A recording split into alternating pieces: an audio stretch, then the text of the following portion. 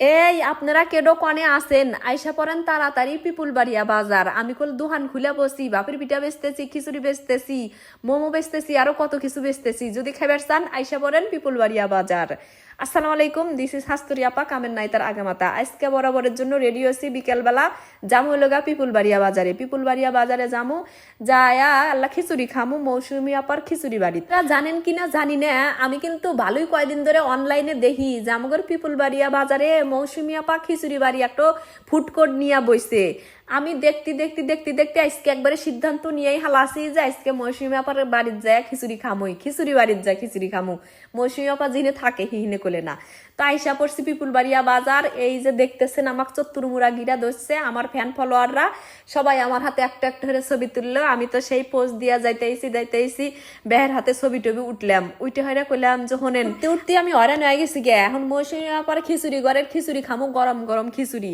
মৌসুমি আপা কইলাম যে খালি কি গরম গরম এই হাঁসের মাংস দিয়ে খিচুড়ি নিয়ে আইছেন না আর কি কি আছে? তো মৌসুমি আপা আমাকে ব্যাগ কিছু খুলে খুলে দেখাইলো যে দেশি মুরগির মাংস আছে, হাঁসের মাংস আছে, খিচুড়ি আছে, ভাপা পিঠা আছে, মোমো আছে, আপনি কি খাবেন? কইলাম গরম গরম আমাকে আগে এক থালি খিচুড়ি বেড়ে দেন।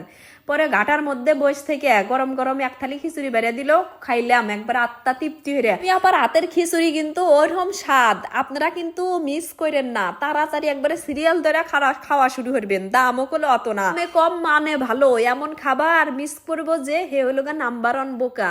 মৌসুমি আপা দেখতেও সুন্দর, মৌসুমি আপার হাতের আন্দাও সুন্দর। পয়সা খায়া যান আর আমার মতো প্রশংসা করবেন যে বাহ মৌসুমি আপা তো ফাইন আন্দা বাড়ি হরে।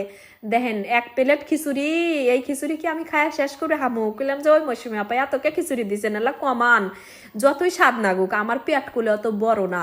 কয় না আপা খান, যদি আরো নাগে আরো দিমু। কইলাম যে হাই রে আপা, যদি আমার পেটে জায়গা থাকলে নি আপনার এক পাল্লাও খিচুড়ি আমি ধরেই খাইলাম। আনি পরে যে বেটা কইলাম যে তুমি আল্লাহ আমার থেকে 2-1 লোক মানে আছেন, আমার যেতুটি বেশি হেই করে খাও, তারপরে তুমি অল্প হইরা প্লেটে নিয়ে খাইয়ে নি।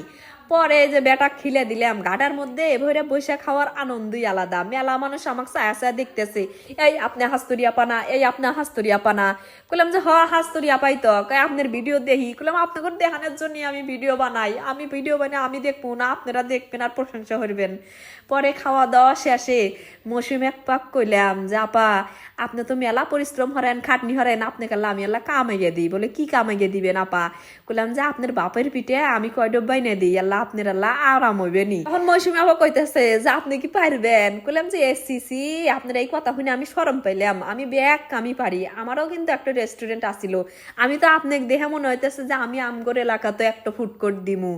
তো মনে মনে চিন্তা হইতেছি দেখবেন ফস করে একদিন আপনার নেকলা দোকান খুলে বসে আছি। এখন আপনি করে কই যে আপনারা যারা যারা মৌসুমি আপার দোকানে আসতে ইচ্ছুক তারা অবশ্যই পিপুলবাড়িয়া বাজারে আসবেন। হোটেল আলবাইকের অপোজিটে খিচুড়ি বাড়ি নামে এই যে মৌসুমি আপার দোকান। এই পিপুলবাড়িয়া বাজারে আসা যে কাহুলিকে যদি হোস করেন যে মৌসুমি আপার দোকান কোনটো, সবাই দেখে দিব মৌসুমি আপার লোগো অন পিস। তাহলে আজকের মতো ভিডিও আপনি করেছেন এই জেলায়। ভালো থাকেন সবাই, টাটা, আল্লাহ হাফেজ।